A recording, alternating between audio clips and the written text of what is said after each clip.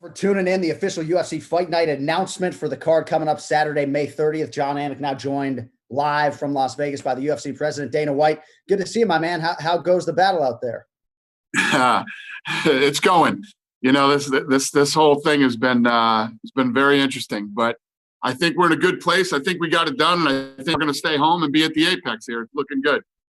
So you got 3 in the can in Jacksonville. Congratulations, of course, on all the execution. We know everything. We probably don't know everything that went into it, but we know a lot of went into it, and it went off without a hitch. And now, of course, pending final approval from the Nevada State Athletic Commission, it'll be the Apex on May 30th. Got to feel good to even hear those words, right? That Saturday, May 30th, 8 days from now, Apex could be live and popping. 100%. Once we get that thing done, you know, we start knocking out events. Get everybody in Nevada, including the commission, comfortable with what's going on. I think we'll be back to as close to normal as possible soon, and we won't have to worry about this stuff anymore. All right, well, in terms of the May 30th fight card, we're just going to rifle through that for you. We're going to reveal the entire fight card right now. It's UFC Fight Night, Woodley versus Burns, live not only on ESPN+, but also simulcast on ESPN. First up, the prelims. A lot of names going to jump off the page here. At bantamweight, Louis Smolka taking on Casey Kenny. Former flyweight title challenger Tim Elliott back against a newcomer that people are really excited about in Brandon Royval. Billy Q takes on the Alpha Ginger Spike Carlisle, and Caitlin Chukagian going to try her hand at a second Shevchenko sister. She takes on Antonina in the featured prelim. Then the main card looks like this. At strawweight, Mackenzie Dern faces Hannah Cyphers. Good one at lightweight. A couple of Dana White Contender Series alums here. Brock Weaver, Roosevelt Roberts. Kevin Holland making a quick turn, Dana. That's a story. After a win last weekend, he takes on Daniel Rodriguez. Co-main event at heavyweight, Blagoy Ivanov facing Augusto Sakai. In the main event, of course, Tyron Woodley versus Gilbert Burns. So a lot of meat on the bone, Dana. And, of course, all roads are going to lead us to Gilbert Burns and Tyron Woodley. Woodley was to face Leon Edwards March 21st in London. That fight went away. And now this new matchup that fans are excited about. How did this main event come together from your end of things? Yeah, I mean, as things started to fall apart and we continued to, figure out who still wanted to fight, when we were trying to pull off the April 18th card in California, we were still looking at other fights. Obviously, we got it together. We went to Florida. We pulled 3 cards out, and we got back in the office here on Monday. And then Tuesday, we had our matchmaking meeting to figure out the rest of June. And then but the Woodley Burns match is a fight that we really wanted to make. Gilbert Burns has been on an absolute tear. He's undefeated at this weight since he went to 170. He's 3-0. He's got 8 wins by submission, 6 by knockout, 10 first-round finishes, and beat Damian Maia, which is a big deal. So, this kid's on fire right now. Him and Woodley should be fun. Oh, it's incredible. A lot of people see Gilbert as a live underdog. He's plus 160 or so right now, but 5 consecutive wins. And always nice to see a guy get that first main event nod, right? I mean, you look at the body of work, 11 UFC wins, and finally getting that main event showcase. I'd imagine you're pretty excited to see what he can do with it against a former champ. Yeah, and he matches up very well against Woodley. And, this should be a really, really fun fight, man. I'm looking forward to it. So 170 pounds, just so good right now. I mean, so many interesting players in that top 10. Of course, Jorge Masvidal is all the rage, Colby Covington, Leon Edwards, and they're all chasing Kamaru Usman. I'd imagine from the promoter's seat, you feel pretty good about the outlook at 170 pounds right now. Yeah, 170-pound division is awesome right now. Any of those guys fighting each other is an incredible fight. You could do Masvidal, Covington. You could do Woodley, Covington, Woodley, Masvidal, Edwards versus any of them. And all 4 of those guys versus Usman is fun. Right. So Kevin Holland, I mentioned his name before. I remember when he made his UFC debut in LA, and you said after the fact, he fought Thiago Santos, that all the celebs were texting you and talking to you about Kevin Holland. And he's really been must-see TV most of every step of the way in the UFC. And now obviously people are talking about him again because he just won and he's on the fight card here coming up in 8 days. Let me tell you what the ingredient for becoming big and becoming a star and staying relevant and people wanting to see you fight again is be active. Stay active. If you're young, you're healthy, and you can pull off, 4 or 5 fights in a year, you should absolutely do it. And he's one of these guys, man. He looked great. he had an easy night in Florida, made it quick, and now he's going to turn around and fight again. When you're young and up and coming, keep your name out there and stay busy, and good things will come your way, and you'll make a shitload of money too. Right? Yeah, and we're on ESPN. Right, tied for the second. Sorry, ESPN. You know you're gonna get this every once in a while with me. So Kevin Holland, second shortest turnaround in UFC history. We'll see what he can do with it. All right, 2 quick hits on the way out. I know we want to keep the focus on May 30th, but a lot of buzz about Jon Jones potentially moving up to heavyweight, wants Francis Ngannou. Does that whet your appetite at all, that potential booking down the line? Jon Jones versus Ngannou? Yeah. Yeah, I mean, listen, obviously that's a fight that people would love to see, and these guys are talking a lot of smack back and forth. I don't see that fight happening. Yeah. I don't see that fight happening. All right, and last thing before we let you fly, the Fight Island buzz, dude, is so palpable. I mean, the T-shirts are flying off the shelves, UFCstore.com. You can get them right now. And I'd imagine your phone doesn't go 5 or 10 minutes without some fighter or executive type blowing you up trying to get answers on Fight Island. Is there any update on the island? You know what's hilarious about you asking me that question right now? Literally this morning when I was driving to work, I was talking to Ari, and Ari goes, how many people a day ask you where Fight Island is? Because I guess people are blowing him up, asking him where Fight Island is. And people are very intrigued by Fight Island, and I'm excited for it. Right now, we're looking at June, and we're literally gonna knock out 3 or 4 fights there in a month. And I'm gonna stay on the island for a month. I'm gonna go stay there. I'll probably be there the whole month of July. Wow. Incredible. Can't wait to see it all play out, and congratulations on just getting this thing up and back running again. We all appreciate it. Every last one of us on your staff, all the fans. And I know you're as busy as any man in pro sports, so we appreciate a few minutes on that. Thanks, buddy. I appreciate it. All right, there he is, UFC President Dana White with us live here today as we get you ready for Saturday, May 30th. It's UFC Fight Night. Woodley versus Burns. We'll show you the main card once more. Again, it's all coming your way live on both ESPN and ESPN Plus. At strawweight, good main card opener here. Mackenzie Dern, a prohibitive betting favorite right now. She takes on the always tough North Carolina native Hannah Cyphers. You got a couple of contender series guys who are off to strong starts in the UFC. Roosevelt Roberts taking on Brock Weaver. Kevin Holland and Daniel Rodriguez, as we mentioned, that fight will be at welterweight. Kevin Holland fighting at 170 pounds after the middleweight tilt not all that long ago. Co-main event at heavyweight, one of the toughest dudes on the planet, Blagoy Ivanov, taking on the streaking Augusto Sakai. And, of course, eventually just a killer main event between the former champ Tyron Woodley and the streaking Gilbert Burns. The main card, 9 p.m. Eastern, prelims prior at 6, wall-to-wall on ESPN and ESPN Plus. All right, with that, we now say hello to ESPN MMA insider and my good friend, Brett Okamoto, making everyone look less handsome every time he does one of these.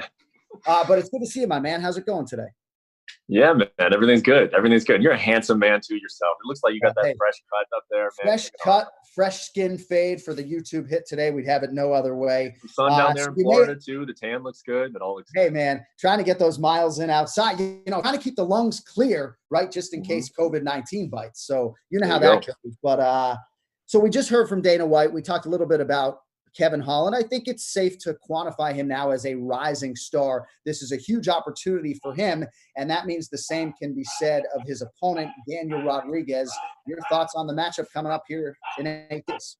Yeah, it's not one that, as I was kind of trying to piece this card together, it's not one that I would have guessed, right? I mean, we just saw Kevin Holland, down there in Florida. He picked up a quick first-round win, and really, what do we say about the sport sometimes is that as great as all these athletes are and as difficult it is to make it to the UFC, that also means that everybody's good and it's hard to stand out. And so Kevin Holland has done that, man. I mean, he's done that from his very first appearance on the Dana White Contender Series, where he was actually making Dana White angry because he was talking too much in the octagon, and then he takes a fight against Thiago Santos. He lost that fight.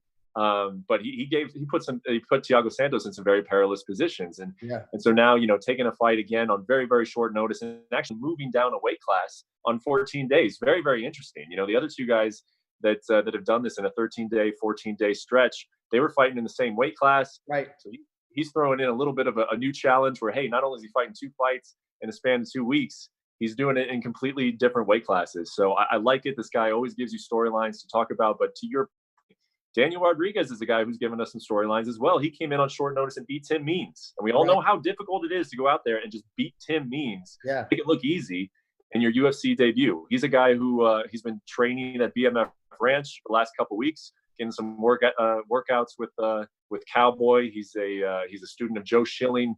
Obviously, an interesting style matchup there. So I'm looking forward to this fight. And actually, Daniel Rodriguez has fought in the Apex before, which is kind of interesting. So all these guys who kind of gets used to this new atmosphere, he's fought there before on the Contender Series. Right. That's a salient point by you. We'll see how it goes for Kevin Holland. No betting line as yet on that fight because, of course, it has just been announced. How about Mackenzie Dern taking on Hannah Cifers? This is also a main card fight. So Dern's second fight since she became a mom last June. She seems to be pretty focused, right? At least from my distance away. Any insight for us on her preparation as she gets ready here for May 30? Yeah, I think a lot of eyes have been on Mackenzie Dern, ever since she came into the UFC, just because of all the accolades that she has, in her jiu-jitsu career. And if there's one knock on Mackenzie thus far, it has been what? It's been potentially how committed is she? Because she's had some problems on the scale. She did miss weight a couple times before she came into the UFC, and then in one of her fights, not her last one, but the one previous to that, she missed weight by 7 pounds. And so that raised a lot of people's eyebrows. They said, hey, what is her commitment level? And also, is she even in the right weight class? Well, I was talking to her manager actually yesterday, and since she gave birth and became a mom for the first time last year, her weight has actually been really low, and they don't even know what to attribute that to. Maybe a change in diet, maybe just running around, chasing the kid around. You got a few, so you know what that's like. But her weight has been super low. She used to walk around close to 140 pounds. He told me that she's already in the 120s. And that really shouldn't be too much of a cut for her. So if those problems are gone, and we have a committed, healthy Mackenzie Dern that is going to make weight, is going to step on the scale, that conversation doesn't even come up during fight week. Well, then you start talking about what's her ceiling at 115 pounds, and that conversation becomes really interesting. Right. All right, we'll see what she has for Hannah Cifers. She's about a 4-1 favorite right now, but Hannah certainly can make it for a tough night at the office. We'll see how it goes for Dern. So before we get you out of here with a main event thought, if not prediction, I want to get your thoughts on the Apex and going back to business in Las Vegas, Nevada, because things really were pretty seamless there in Jacksonville, Florida, doing 3 shows in 8 days. But I'd imagine this is really the perfect scenario for most everyone to be competing in this type of controlled setting in Vegas. Yeah, and John, you and I have talked about this off camera, that as positive as your experience was, and everybody else I spoke to in Florida, how much easier is it in Vegas, man? It's just so much easier. You got the UFC staff there. They no longer have to travel. You have the Apex that was literally built to do this. The entire thing was built it wasn't built with a pandemic in mind, but it was built to hold these live events, and as well as I do, when you're moving around the country, you're moving around the world, you got to set up things, you got to transport things. I mean, it's not just people, it's equipment too. That doesn't have to happen in Vegas. I mean, it is ready to host events on a regular basis right now. You've got, again, Nevada State Athletic Commission does have to approve all this. So we'll see, what parameters they put on it next week. But depending on what they say and some of the rules that the UFC has to follow, they got a kitchen here. They've got full-size gyms here. They've got a PI here. At that Apex where the fights are, there's actually a gym in the back with a full-size octagon. So it really is the perfect place to do it. And again, as much as well as we all think Florida went, I have reason to think that Vegas will just blow it out of the water and make it look that much easier.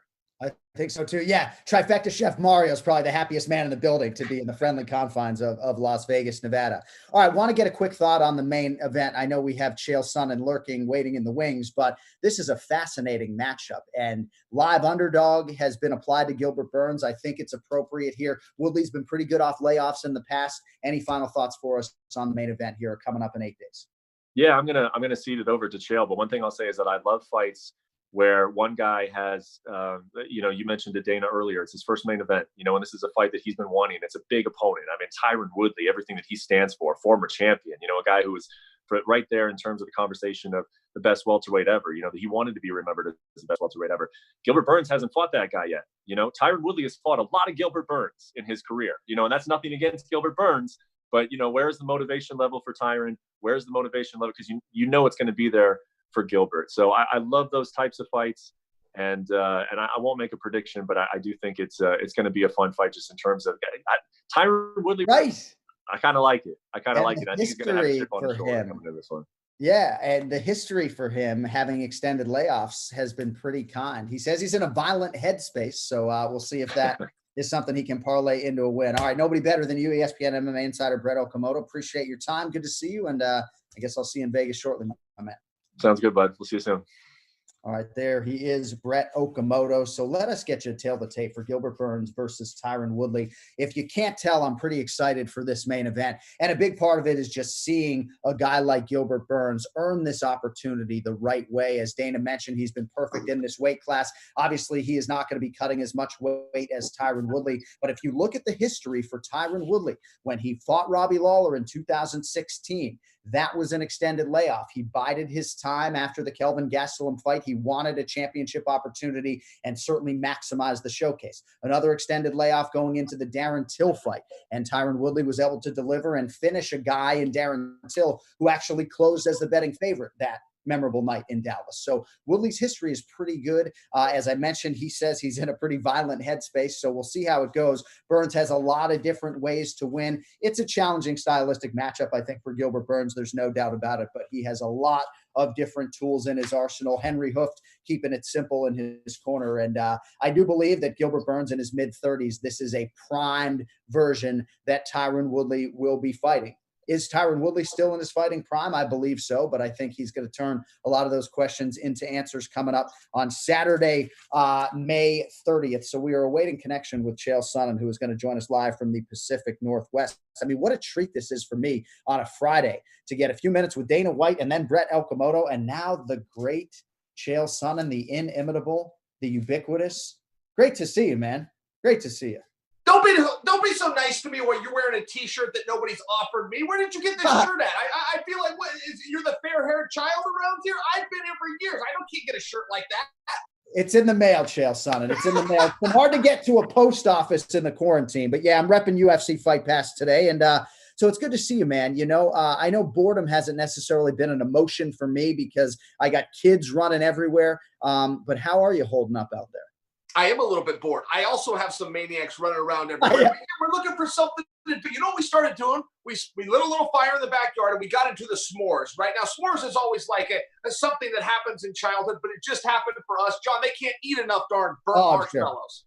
You're giving me ideas for when we're done with this little chat. But in the nature of time, let us get to it. Gilbert Burns, after 11 UFC wins, getting a first opportunity here in an event, and he gets a high-profile former champion in Tyron Woodley. I know you're excited about this matchup. Give us your opening thoughts, if you would. Nothing has gone my way in the last 50 days, John. I can't get anything around here. I literally text Sean Shelby and said, thank you. I love this fight, but I hope that other people aside from you and I understand what's on the line here. Look, if you think that Tyron Woodley just got an easy fight, that means you don't know who Gilbert Burns is. Gilbert Burns is very quietly putting the streak together, not to mention he just knocked out Damian Maia, the former two-time #1 contender in 2 different weight classes in the very first round. That matters, but it's also relevant. You get a guy like Gilbert Burns, a medalist from the World Submission Championships. Okay, this guy knows exactly what to do on the ground. But now all of a sudden, you're hook point. He's starting to figure things out here. That sounds a lot like what Tyron Woodley did. Tyron Woodley, 2-time All-American Division I from Missouri, right? Then all of a sudden, he's knocking guys out. He's putting hands on people. I mean, he even won the championship over Lawler with some big strikes. So they're very similar guys. And Burns, I think, is one of these guys that's looking to get his big push here in 2020. Tyron's looking to get back to the title. John, this fight makes a ton of sense. And I have to bring this up because if Tyron gets over on Burns, Tyron deserves credit, and I don't want anybody to go, oh, well, it was Gilbert Burns. No, excuse me. Gilbert Burns is the real deal.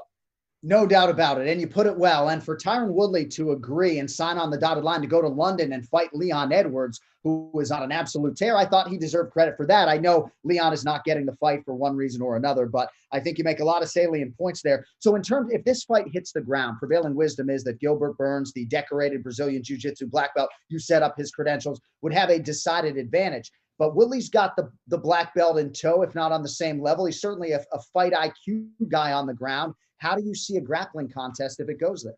Yeah, I think it would be very fun. Now, Gilbert Burns is one of these guys that will play the guard game a little bit too long. When he scrambles and gets back up to his feet, or when he does kind of like Damian Maia will do, where he's looking for reversals. He goes to the ground, but then he looks to come out of that top position. I think those would be a little bit better strategies. I don't know that I would buy into the idea that Tyron Woodley is like submitted. Damian Maia wasn't close to doing it, just by example. Tyron knows what he's doing on the ground. But, John, these guys are very close in this area. Look, Tyron's going to favor position over submission. Gilbert's going to favor submission over position. But I'm not sure that I'm sold that this is going to the ground, at least not early. Gilbert Burns is very good defense, and Tyron Woodley loves to stand and bang. In many ways, when you look at these guys and you study their fight, they're the same guy. In many ways, they are the same guy. It's such an interesting narrative. And if I was calling this fight, you'd be giving me a whole lot of ammunition, right? Because Woodley was the guy who we say, starting to fall in love with his hands. And then the results produced a championship. And Gilbert Burns, I mean, he should be in love with those hands based upon the results we've seen of late. So I'm excited to see it. Go ahead, Chael. Well, I was just going to say, Joe, one final thing, though, on Gilbert Burns, because I feel he needs shined up just a little bit. This guy certainly, he's either won 4 or 5 in a row. This guy's done something very special, changed weight classes, but he loves to compete. This is one of those guys that he's not going to be scared walking into his first main event or walking into his first opportunity to get the 5-round club or walking in there against his first world champion. He loves, the harder the competition, the more Gilbert rises to the occasion. Right. I think that's an important point as well. We'll see how the cardio holds up if you do hit those proverbial main event rounds. But yeah, I think Gilbert Burns is ready. Quickly on Woodley. So he's been out of action since March of 2019. That was the fight when he lost the undisputed welterweight title. But really good off the long layoffs, as I sort of outlined with Brett. Says he's in a violent headspace. Any inkling? Do you like what you're hearing out of T. Wood here as he comes back for the first time in more than a year? Well, I can tell you it's a little more than just talk. I know Tyron quite well. Look, he's training very hard. He learned a lot from that fight. I mean, he really did. Some of those fights can really get a guy down in the dumps. They can get him depressed, or they can be a springboard. They can open your eyes and, oh, my goodness, I didn't know those were things that I need to work on. But now that I do, that's the approach that Tyron took. I mean, not only is that what he's saying, that's what his teammates are saying. That's what his coaches are saying. John, I fully believe it. I do think that Tyron Woodley is getting back on the fast track to a championship match down the road. But he's got to get through Gilbert, and I'm not positive that Gilbert Burns was ever a guy that was on his radar. You brought up the Leon Edwards. Tyron brought up the Colby Covingtons. I think that Burns kind of came out of nowhere. In many ways, that could be helpful for Burns. Right. I agree. Yeah, not a guy that he would have historically been preparing for as a lightweight who only returned to welterweight 3 fights ago. So, yeah, dude, you're getting me excited with the energy. I hope to see you back on the road at some point soon. I mean, this can't be our normal for too long, Chael Sonnen. When I see you, I take that shirt. Yeah, I will bring you a shirt, and maybe we won't hug, but maybe we'll do an elbow or a fist bump. The shirt. You can throw it to me. You can throw it to me. It looks aerodynamic. All right, you're trying to get rid of me. You know what? I have to go. I've had it with you. I assume. There you go. Chael Sonnen getting the final word. We got producers here that got to put all this together, but we appreciate everybody checking in. Thanks to Dana White, to Brett, to Chael just there, and thank you all, of course, for joining us today. We will see you next May 30th. It is UFC Fight Night. Woodley versus Burns. It is live on ESPN and ESPN Plus. Main card at 9 p.m. Eastern. Don't text and drive. We'll see you then.